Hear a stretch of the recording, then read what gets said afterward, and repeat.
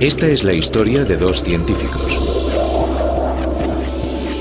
Un ruso y un americano que trabajaban a ambos lados del telón de acero.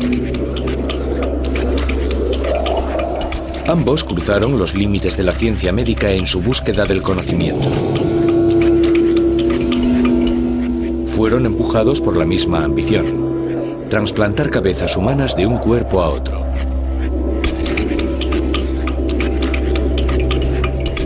Sus experimentos quirúrgicos pasmaron al mundo.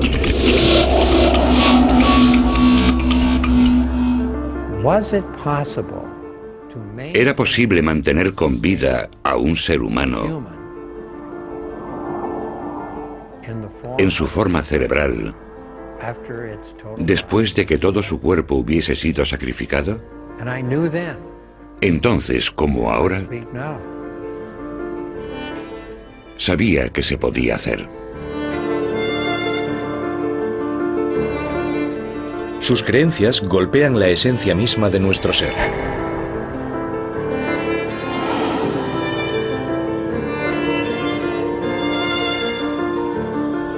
El primer trasplante de cabeza.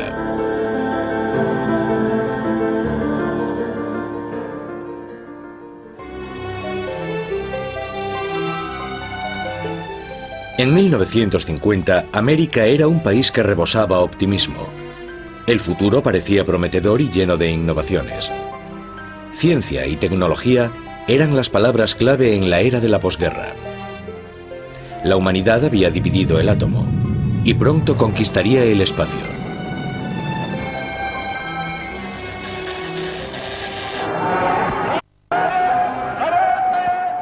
En la Unión Soviética, Stalin puso a la ciencia al servicio del Estado. La Guerra Fría alcanzaba su cúspide y también él perseguía los adelantos tecnológicos. Empezó a sentir interés por la medicina. Era otra manera de situar a su nación por delante de Occidente. A las afueras de Moscú, Stalin estableció laboratorios médicos secretos para explorar y desarrollar conceptos nuevos. Lejos de las miradas curiosas, a los científicos se les animaba a experimentar con total libertad y buscar los secretos para prolongar la vida. Muchas de estas pruebas se realizaban con animales. Extirpaban los órganos de sus cadáveres y los mantenían vivos con máquinas. Isolated organs can be brought to life, even though they've been removed from the animal's corpse some time after death. Here's a dog's heart. Los perros eran sacrificados y luego devueltos a la vida. 10 minutes have elapsed since the animal died. The blood removed from the animal is pumped back into its vessels by the autoinjector. The respiration is gradually restored.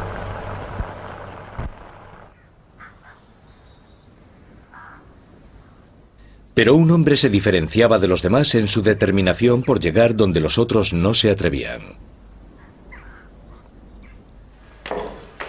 Vladimir Demikov era un héroe soviético, un veterano de los hospitales del Ejército Rojo durante la Segunda Guerra Mundial. Estaba convencido de que era posible trasplantar órganos como corazones y pulmones a seres humanos. Incluso durante el furor científico de los 50 parecía un paso desmedido. Pero Demikov demostró que se podía hacer. Experimentó con perros y consiguió trasplantar el corazón y los pulmones del tórax de un animal a otro.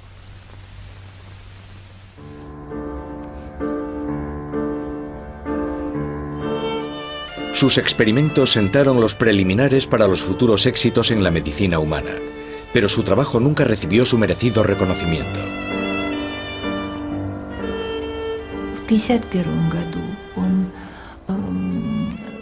En 1951, fue la primera persona que sustituyó el corazón vivo de un perro por el corazón de otro animal.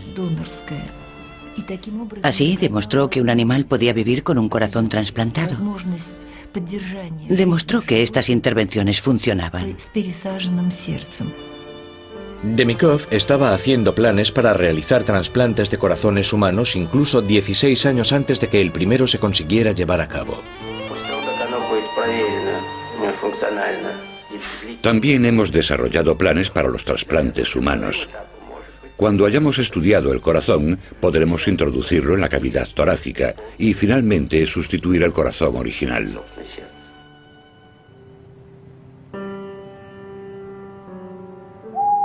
A Demikov le gustaba trabajar durante la noche, sin ser molestado. Con frecuencia las luces de su laboratorio, en los bosques de las afueras de Moscú, seguían encendidas hasta muy tarde. Una noche de febrero de 1954, Demikov realizó un experimento que dejó helado al mundo. Cogió 2 perros, un adulto y un cachorro. Junto a su equipo de cirujanos, los operó durante toda la noche.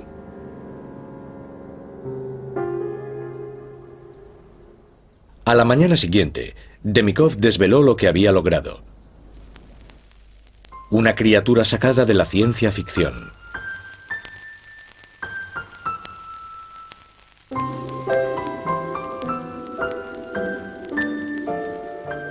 Había unido con suturas la cabeza y el torso del cachorro al cuello del perro más grande, conectando sus vasos sanguíneos y sus tráqueas.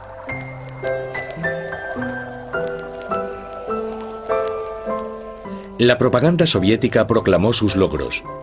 El perro fue exhibido ante un mundo atónito. En América llamó la atención de un joven y ambicioso científico, Robert White. Su trabajo había sacudido al mundo, porque estaba exhibiendo animales que consistían en el cuerpo de un cachorrito cosido al cuello de un gran perro mastín. Los cachorros podían beber leche y las cabezas sobrevivían algunos días.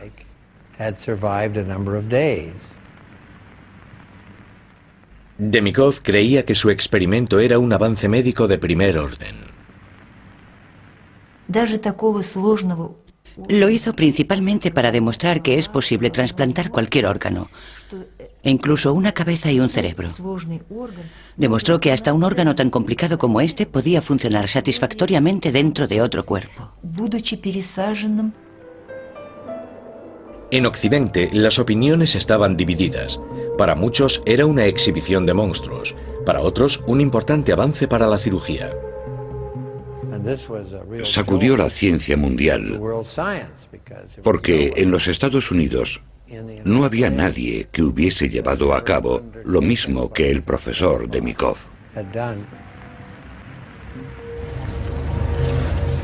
Sumida en la paranoia de la Guerra Fría, América era incapaz de ignorar la idea de los perros con 2 cabezas rusos.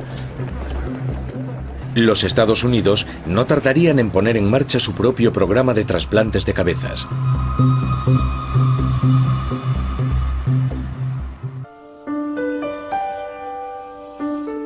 Cuando el científico soviético Vladimir Demikov mostró al mundo su perro con 2 cabezas, parecía evidenciarse aún más la superioridad tecnológica soviética. La carrera armamentística estaba en su punto máximo, y los rusos no tardarían en enviar un hombre al espacio. Creo que en este país los temíamos. Supongo que creíamos que habían llegado lejísimos muy rápidamente, sobre todo en cuanto a la bomba de hidrógeno. Nos preguntábamos si estaba ocurriendo lo mismo con la medicina rusa. Siempre teníamos la sensación de que los rusos eran muy listos y todo eso. Y creíamos que, seguramente, en alguna parte, al otro lado de los Urales tendrían centros de investigación donde habrían curado el cáncer y donde habrían descubierto sistemas para sustituir la sangre con soluciones artificiales o algo parecido. Siempre existió bastante envidia malsana. Robert White nació en Minnesota en 1926. Al igual que Demikov, también White era veterano de la Segunda Guerra Mundial. Sirvió en el Pacífico tratando a los aviadores heridos, y sus experiencias allí cambiaron su vida. Pudo ver los peores efectos de la guerra. A la gente que los demás no solemos ver. A los parapléjicos y los tetraplégicos. No solo 1 o 2 personas, sino salas llenas de ellas. Creo que su juventud le dio la iniciativa para intentar hallar la manera de ayudar para que esta gente pudiese llevar una vida productiva. Después de la guerra, White estudió en la Escuela de Medicina de Harvard. Brillante y ambicioso, se especializó como neurocirujano. En 1960, ansioso de llevarle la delantera a los rusos en todos los aspectos de la medicina, el gobierno estadounidense ayudó a White a instalar un laboratorio especializado en el Hospital del Condado de Cleveland, Ohio.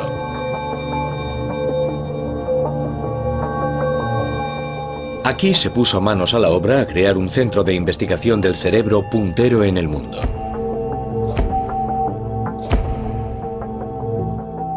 De día, White operaba todo tipo de lesiones y enfermedades cerebrales. Sus habilidades como cirujano eran reconocidas. Sin embargo, como científico deseaba descubrir los misterios que encerraba el cerebro. Ambicionaba ser la primera persona del mundo en aislar el cerebro, extraerlo del cráneo, estudiarlo y mantenerlo vivo durante todo el proceso. Llegué a la conclusión de que podría aislar el cerebro. Aunque muchos lo habían intentado, no lo habían conseguido. Casi desde el mismo día en que llegué aquí, empezamos los trabajos en el laboratorio. Empezamos a poner en práctica mi concepto de que era posible extraer el órgano completo de un mono. Evidentemente, White no podía llevar a cabo sus experimentos con cerebros de humanos vivos, pero en la medicina era normal usar animales para estudios científicos. Recordemos que a pesar de las protestas de los activistas pro derechos de los animales, la cirugía a corazón abierto, los trasplantes o la neurocirugía no estarían hoy aquí si no se hubiesen llevado a cabo con animales primero. En la época había menos controversia en cuanto a los experimentos con animales, especialmente cuando se trataba de los mayores desafíos científicos del momento. Tanto América como la Unión Soviética habían enviado a monos y perros al espacio.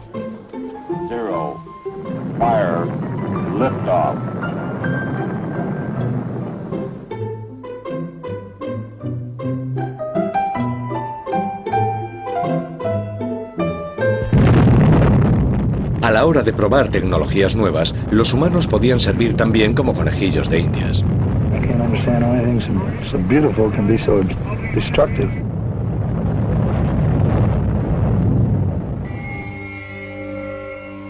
En su laboratorio, White se ayudaba de primates para aprender más acerca del cerebro.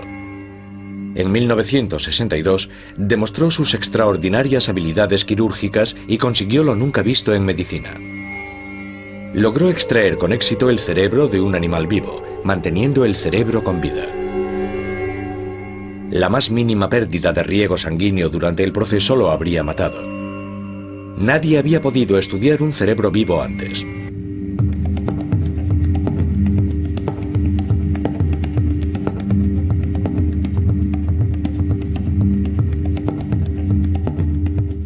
Al año siguiente, White fue más allá. Extrajo el cerebro de un mono y lo mantuvo vivo artificialmente durante varias horas. White confiaba en que los conocimientos adquiridos serían beneficiosos para los cirujanos y los científicos de todo el mundo. Pero las máquinas no podían mantener un cerebro vivo el tiempo necesario para estudiarlo con detalle. White estaba empeñado en seguir adelante y encontrar el modo de mantener los cerebros aislados vivos durante más tiempo. En 1964 se le ocurrió un plan audaz: trasplantar el cerebro de un animal al cuerpo de otro y estudiarlo desde allí. Extrajo el cerebro del cráneo de un perro y lo trasplantó vivo al cuerpo de otro perro. El cerebro del segundo perro se dejó intacto.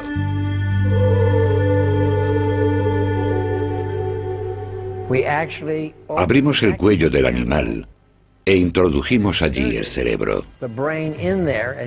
Unimos los vasos sanguíneos del cerebro a los vasos sanguíneos del cuello del animal.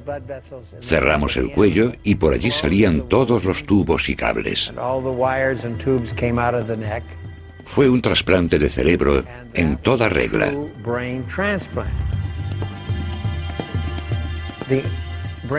Hicimos un seguimiento del cerebro que pusimos en el cuello. Tenía cables y tubos de modo que pudimos medir la actividad eléctrica, el riego sanguíneo, pudimos controlar por primera vez su metabolismo, y así lo hicimos durante muchas horas, incluso días. La operación de White fue un éxito, pero se enfrentaba a un nuevo desafío. La gente decía, ¡qué maravilla, genial, extraordinario!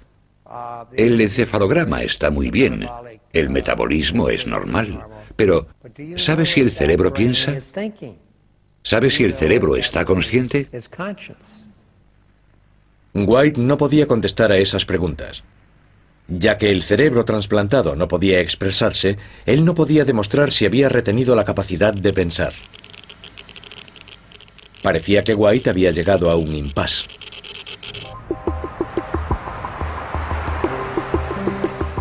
Pero su trabajo no había pasado desapercibido al otro lado del telón de acero. Los científicos soviéticos seguían muy interesados en estudiar el cerebro. Venían delegaciones rusas a Cleveland y pasaban un cierto tiempo en mis laboratorios. A consecuencia de esas visitas y de la amistad que entablé con ellos, aproveché la oportunidad para viajar a la Unión Soviética y visitar a estos hombres en sus laboratorios y en sus quirófanos. En todas las ocasiones me marché de allí guardando un enorme respeto por sus logros y su gran capacidad para la investigación y la medicina. White hizo su primer viaje en 1966, pero hizo más. Su amigo y colega Harold Hillman con frecuencia lo acompañaba. Durante la Guerra Fría, la ciencia y la medicina de la Unión Soviética eran un completo misterio para la gente de Occidente. Por tanto, había un sentimiento de que tenían una mina de descubrimientos importantes en este campo y que nos convenía estar enterados.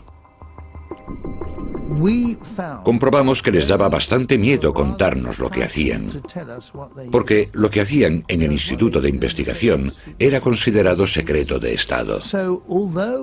Pasamos unas veladas muy agradables con ellos. Solían invitarnos a vodka y chicas bonitas, pero no nos contaban lo que estaban haciendo. Tanto el Dr. White como yo tomamos nota de ello. Tenían mucho interés en conocer a cierta persona, al hombre cuyos experimentos habían inspirado a White años atrás, Vladimir Demikov.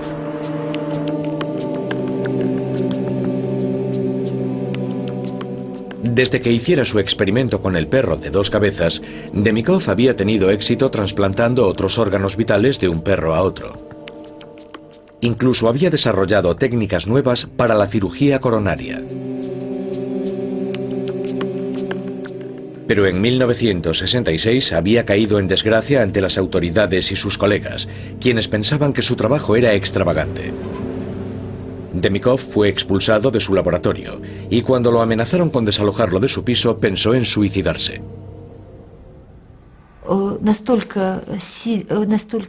Para él fue durísimo. Estaba desesperado, en casa y en el trabajo. No podía costearse una casa para su familia porque ganaba poco dinero. De hecho, mi madre ganaba más como ingeniera. Cuando White lo conoció, Demikov era una sombra de lo que fue. Los dos habían abierto un campo nuevo en el estudio de los trasplantes, pero White estaba horrorizado por el escaso reconocimiento que había recibido. Creo que el profesor Demikov ha sido apartado bruscamente y no se le ha concedido el crédito que se ha ganado en el terreno de los trasplantes. Era un hombre completamente desconocido en todos los aspectos. Los científicos americanos ni siquiera sabían cómo se llamaba. El profesor Demikov no contaba ni siquiera en el tema de los trasplantes. Para mí era incomprensible que no hubiesen continuado apoyando su trabajo. Demikov no podía cambiar su destino, pero la visita de White a la Unión Soviética le aportó valiosas ideas para sacar sus investigaciones a la luz. Quizá había dado con la solución para demostrar que un cerebro trasplantado pensaba. Me preguntaba cómo podía probar que un cerebro transferido o trasplantado está vivo, que piensa y es consciente. ¿Cómo podía hacerlo?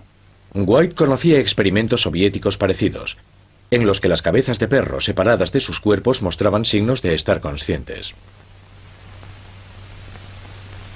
The isolated head even reacts to light and to sound. Tal vez White podría aplicar los mismos conceptos a su trabajo. Mientras viajaba de vuelta a casa, sopesó sus opciones. Si trasplantaba toda la cabeza con el cerebro intacto dentro, se podría valorar si estaba consciente o no. Los americanos debían ser los primeros con esta cirugía y convertirla en un éxito científico que merecería el reconocimiento mundial. Me puse delante del tablero y diseñé una operación que consistía en coger dos monos, el mono A y el mono B. La cabeza del mono B sería separada y la cabeza del mono A sería transferida a su cuerpo.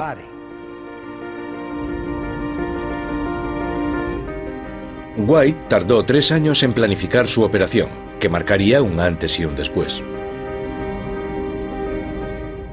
Era consciente de que algunos opinarían que su cirugía era una inmoralidad.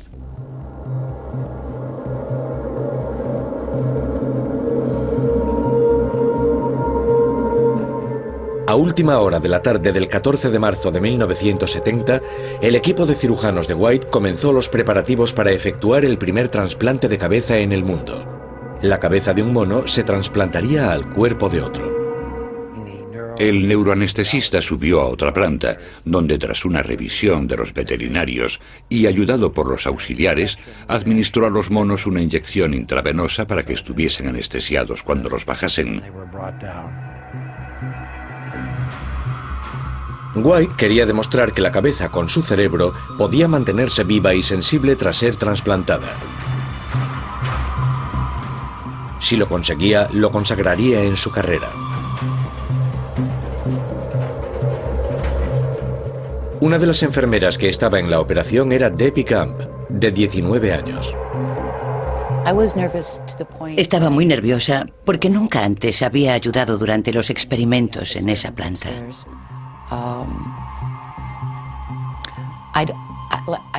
No creo que nadie tuviera ni idea de la importancia de esa operación. El primer mono se quedó en el laboratorio, mientras el segundo fue bajado para ser preparado en una sala contigua. Yo tenía que cuidar de que todo estuviera dispuesto. Empezamos a hacer las incisiones y a identificar las arterias y las venas. Era la primera vez que se hacía, así que nos puso a todos a prueba. No teníamos ni idea de lo que pasaría ni de cuánto tiempo íbamos a tardar. Todo el equipo estaba sobre ascuas. No había ninguna garantía en este tipo de cirugía.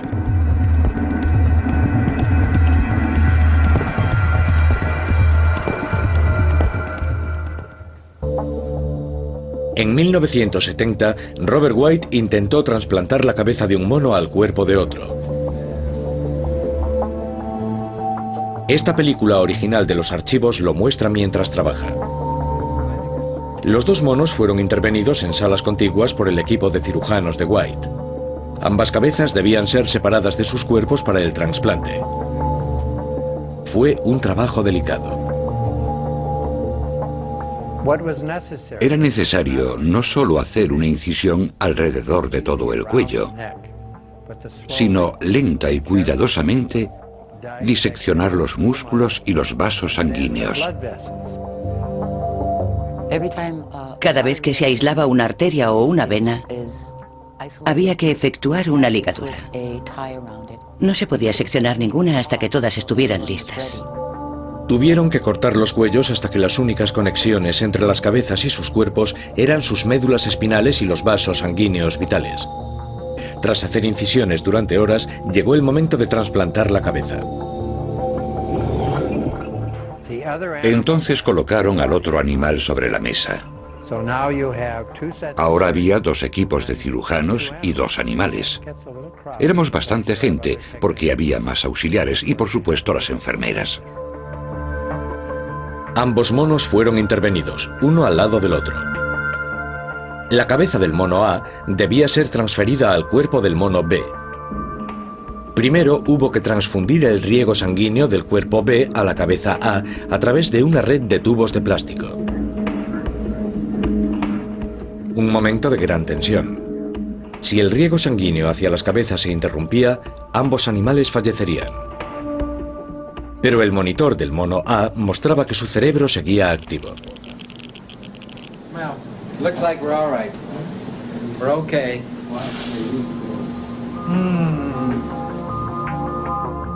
Una vez estabilizado el riego sanguíneo, se desechó el cadáver A. Y luego se desechó la cabeza B. La última etapa crítica de la operación fue juntar la cabeza A con el cuerpo B y unir el riego sanguíneo arteria con arteria y vena con vena.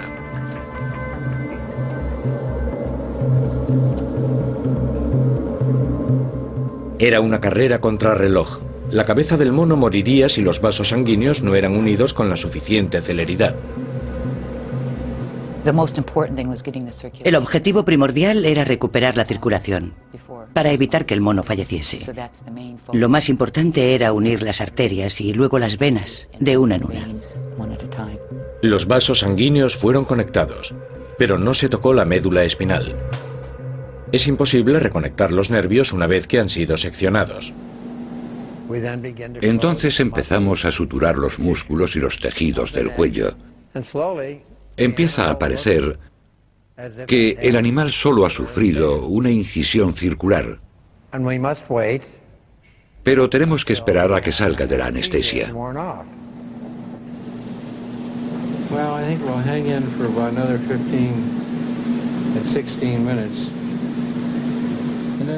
Esperaron nerviosos. El proceso quirúrgico había finalizado, pero nadie sabía si la cabeza recuperaría la consciencia o no.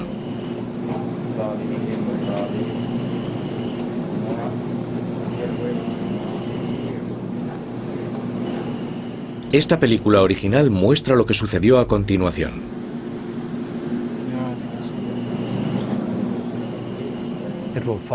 Nos sigue con la mirada. Nos puede oír. Lo puedes alimentar. Los músculos faciales retienen su capacidad de movimiento. Pero claro está, no puede moverse porque la médula espinal está seccionada. Su aspecto, comportamiento y respuestas son como los de cualquier primate subhumano. Imagine cuánto entusiasmo, cuánta emoción. Estábamos bailando, gritábamos. Por primera vez en la historia de la ciencia médica, se había trasplantado un cerebro dentro de su propio cráneo y cabeza. Había recobrado la conciencia y su aspecto y su comportamiento eran como los de cualquier mono.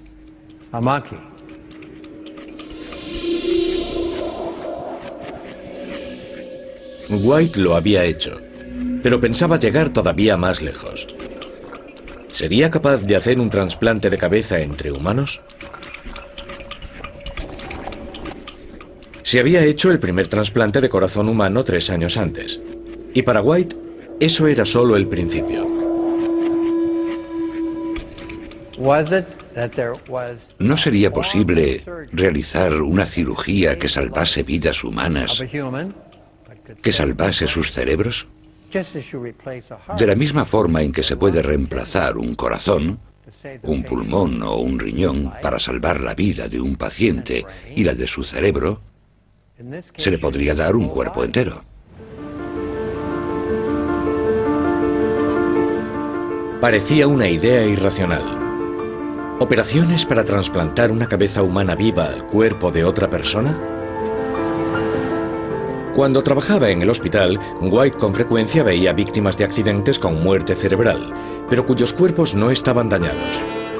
¿Podría aprovechar estos cuerpos para dar una vida nueva a las cabezas que estaban atrapadas en cuerpos agonizantes?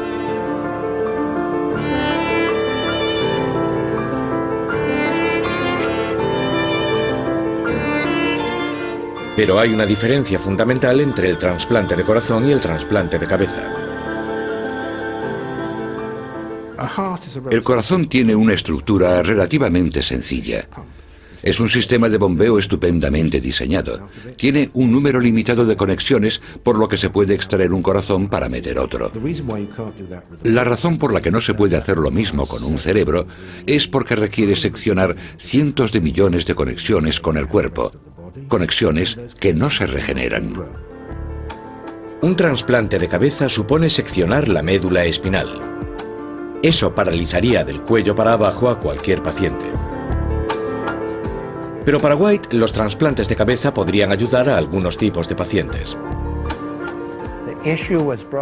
Por supuesto que nadie quiere crear tetraplégicos. Pero, ¿qué ocurriría si un humano tetrapléjico estuviese a punto de morir porque su cuerpo y todos sus órganos estuviesen fallando?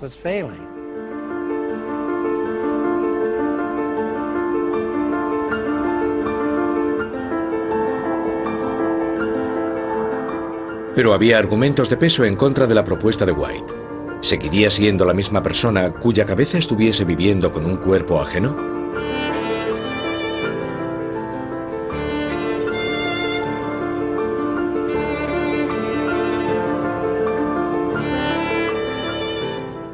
¿Quién eres? ¿Qué eres? ¿Dónde está tu alma o tu espíritu? ¿Se fue con el cadáver que está enterrado? Creo que no. No está con el cadáver. No está dentro de la piel de su cuello. Está en su cráneo. Seamos prácticos y pragmáticos. Está en la masa encefálica. Aquí es donde está la manifestación física del espíritu.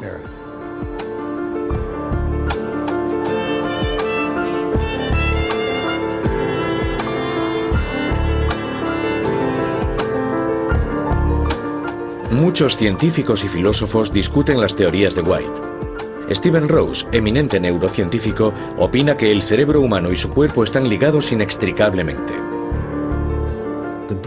El cerebro es un órgano del cuerpo. Tú eres la totalidad de tu cuerpo, no eres tu cerebro aislado. La persona es consciente. El cerebro no es consciente. La persona es quien tiene una mente, no es el cerebro. La persona es quien siente las emociones. No siente el cerebro, sino la persona. El trasplantar un cerebro X a un cuerpo Y no tiene ningún sentido, porque todo el desarrollo del cerebro X está ligado al cuerpo de un individuo determinado. Las células se han desarrollado de una manera determinada. Las conexiones se han establecido a su manera. Y no tengo claro que las células sean capaces de responder eficientemente en un nuevo entorno. Así pues, los trasplantes de cabezas entre humanos nunca funcionarían. Por lo menos según la ciencia ortodoxa.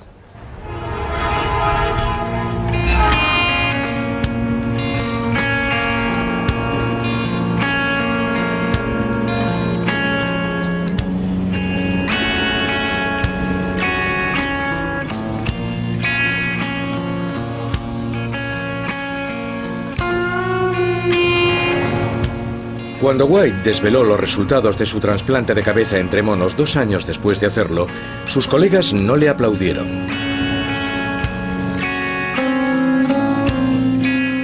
Algunos murmuraron que estaba loco. La prensa amarilla se interesó por su trabajo más que la propia comunidad médica.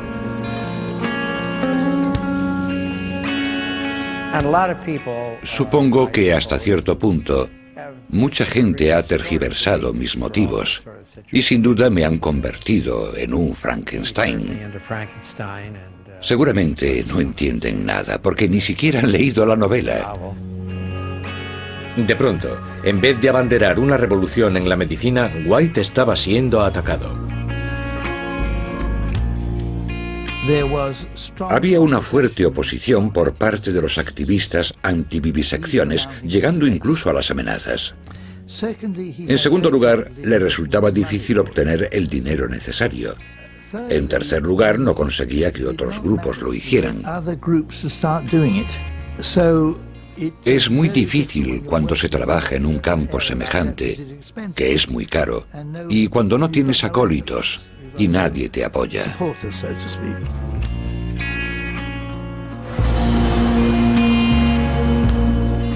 El mundo estaba cambiando y las circunstancias estaban en contra de White y su trabajo. La Guerra Fría se templó y la ética científica se volvió más exigente. Como Demikov, que le había inspirado, White pasó de pionero a paria. Condenado por los activistas pro derechos de los animales, durante un tiempo su familia y él necesitaron protección policial. Aunque White continuó ejerciendo como neurocirujano en un hospital, poco a poco fue abandonando sus sueños de trasplantar cabezas. Muchos lo consideraban una anécdota extraña en la historia científica. La historia de la ciencia, incluyendo la del cerebro, está plagada de lo que se podrían llamar experimentos o actividades heroicas, que acaban desastrosamente desencaminadas. Creo que los experimentos de Robert White, si se pueden llamar experimentos, son actividades repugnantes cuyo sitio está en el cubo de los desperdicios. No creo que ningún neurólogo, cirujano, psiquiatra o psicólogo lo tomarían en serio hoy en día.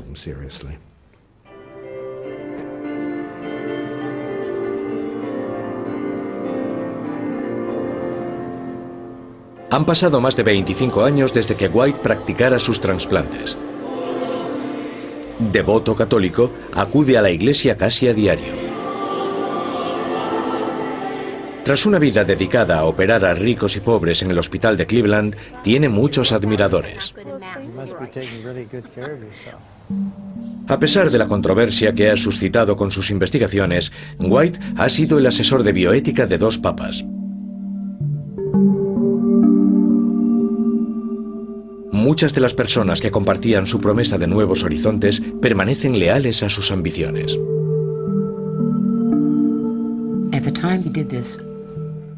Cuando lo hizo, el mundo aún no estaba preparado. Creo que el momento está al llegar. Pienso que con el tiempo él será reconocido. Robert White todavía cree en el potencial de los trasplantes de cabeza entre humanos. Después de más de un cuarto de siglo, parece que la ciencia está a punto de darle la razón.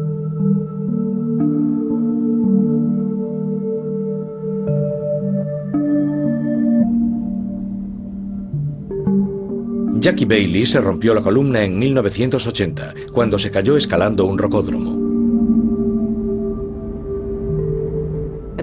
Tenía 17 años cuando me dijeron que probablemente me quedarían unos 25 años de vida después de lesionarme. Me parecía que tener 42 años no era ser muy mayor y me llevé un disgusto. Jackie es el tipo de persona cuya vida esperaba prolongar el Dr. Robert White cuando propuso trasplantar cabezas.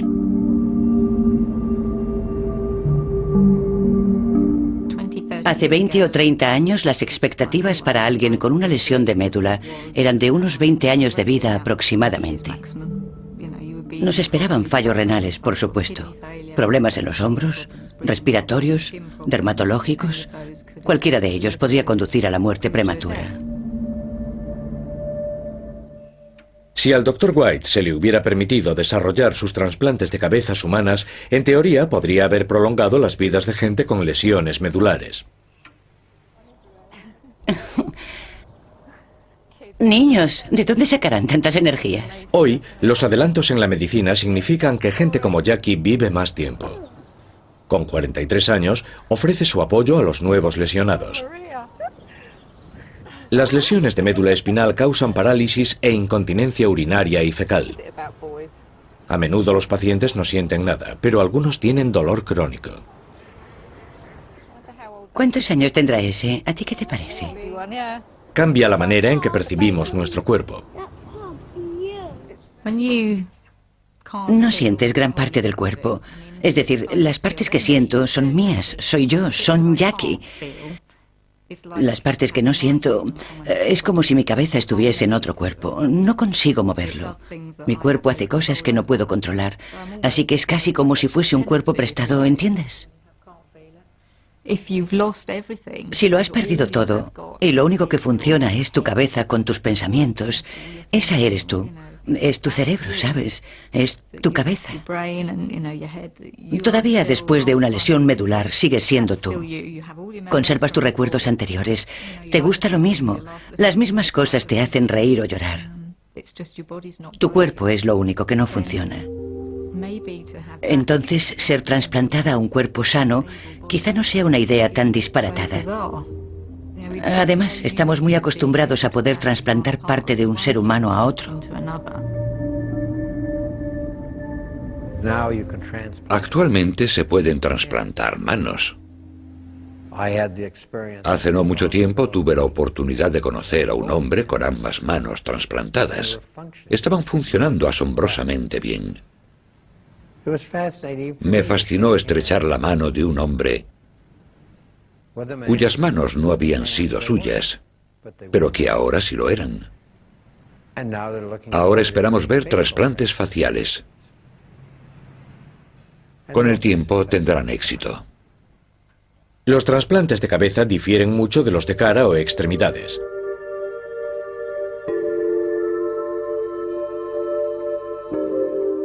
Pero tal vez algo esté cambiando. Algo que hará que la idea sea menos radical. Ahora los científicos han descubierto una célula que puede regenerarse. La tenían debajo de la nariz. Forma parte del sistema nervioso que integra el sentido del olfato. Si se extraen estas células de la nariz y se inyectan en la parte dañada de la médula, hay esperanzas de que puedan reparar las conexiones nerviosas vitales.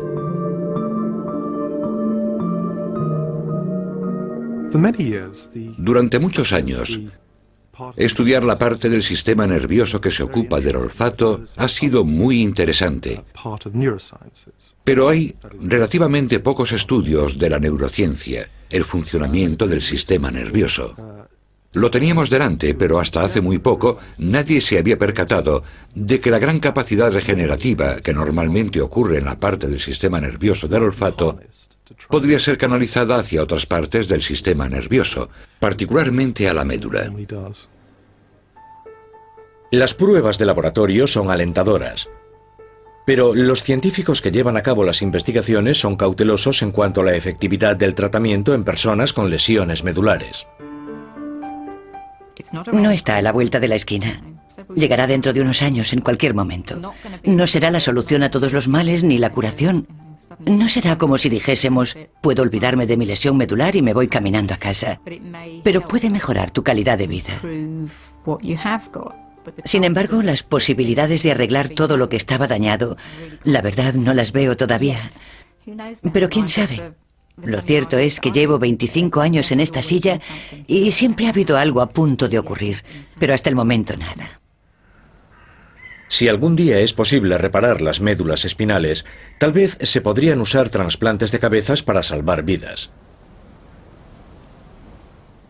Quizás entonces los experimentos de White y de Mykov no se contemplen como una ciencia excéntrica, sino como una investigación pionera.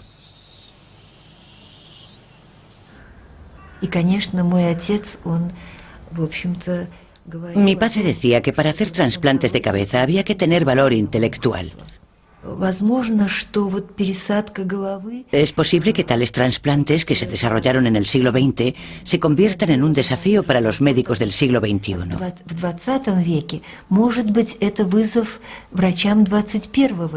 Me gustaría que mi padre formara parte de la historia médica y que fuera recordado. Y me gustaría que lo recordasen con respeto, porque durante su vida se enfrentó a muchas dificultades.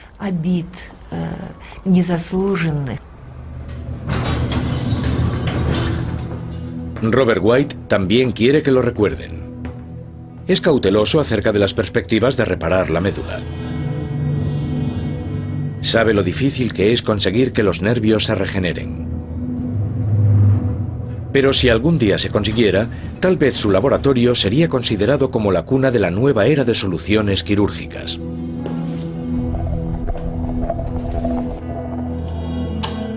White insiste en que el trabajo realizado en esta sala no fue en vano.